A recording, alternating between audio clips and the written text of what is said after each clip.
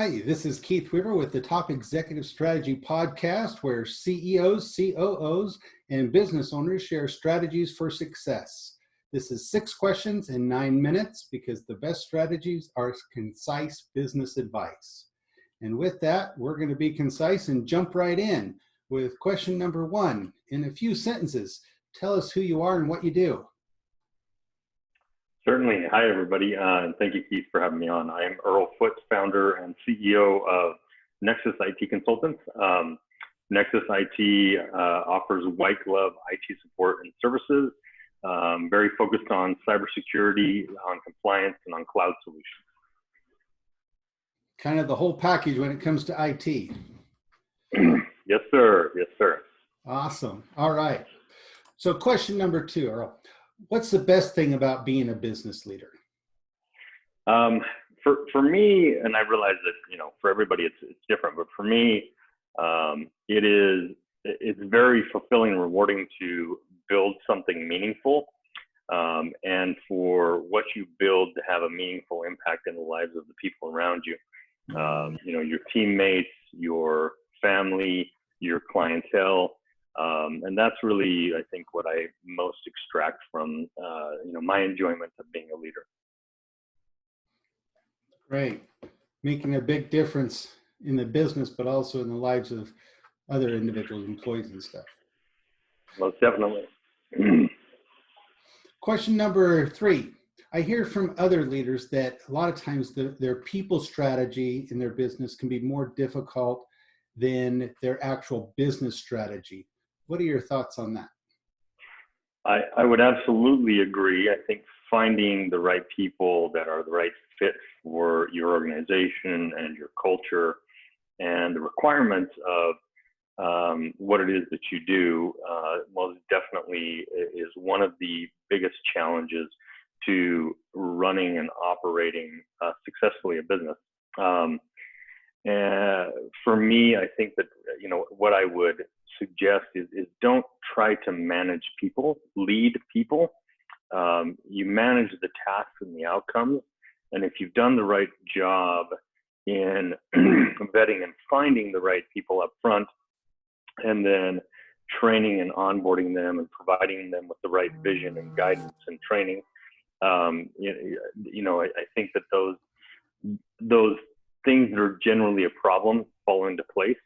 But again, don't try to manage people, lead people, manage the tasks and the outcomes. Very well said.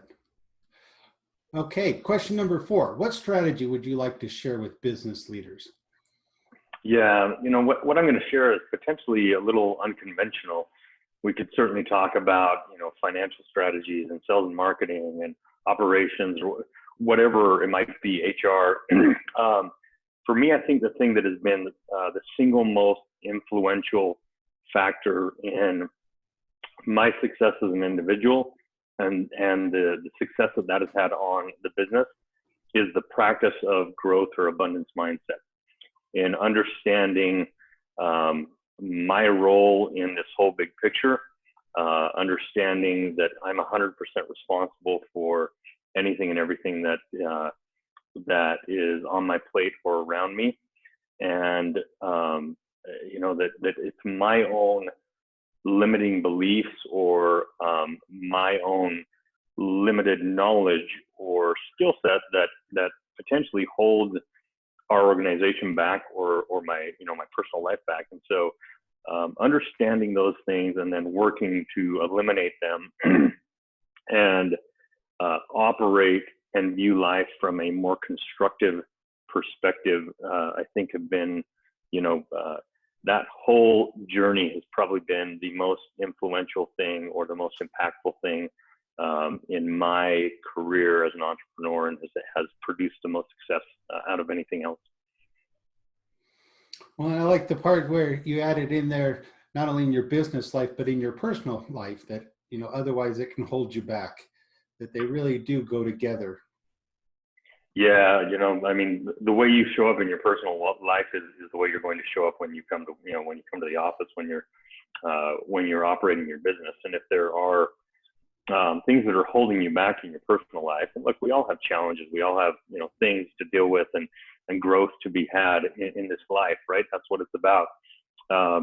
But definitely those personal struggles are going to show up, in your business. And if you don't figure out how to get past them, they will probably hinder you, as long as you try to operate a business. And so recognizing that, and then again, taking 100% ownership of that's me. I'm the only person who's responsible for it, and I'm the only person who can change it and fix it. And then making the effort to change your mentalities and your behaviors so that they're more constructive, and you can get past personal challenges. Makes a massive difference in your business. Great advice. All right. Question number 5. What other successful business owners, CEOs would you like to acknowledge here and you think might be good on the podcast? Oh, there's absolutely tons, but I would say some of my closer friends and colleagues that I think are really great leaders would be John Fisher, Greg Judd, Brian Miller, Bassam Salem, David Bieber. Those are all people that I think are fantastic individuals and really, really good leaders. Well, great. We'll look forward to maybe reaching out to some of them and getting them on the podcast and picking their brains a little bit as well. Fantastic. So final kind of 6 final fun question. Tell me about your favorite past boss. Yeah. So for me, that's been a long, long time, Keith. The last boss I had was at 21 years old, about 24 years ago. But actually, when I was an adolescent, one of my first jobs, not even adolescent, well, yeah, I was an adolescent, but I was 12 or 13 years old. One of my very first jobs was operating and selling candy and soda pop and stuff at the local ball diamond, the snack shop, or the snack, what do they call it? Snack shack. Concessions. Yeah, concessions. Yeah, exactly. And at the time, my boss there was Richard Gillies, who was a guy who lived in my neighborhood. And Richard just had an innate knack to, he was a natural leader, but a leader who made work easy and fun.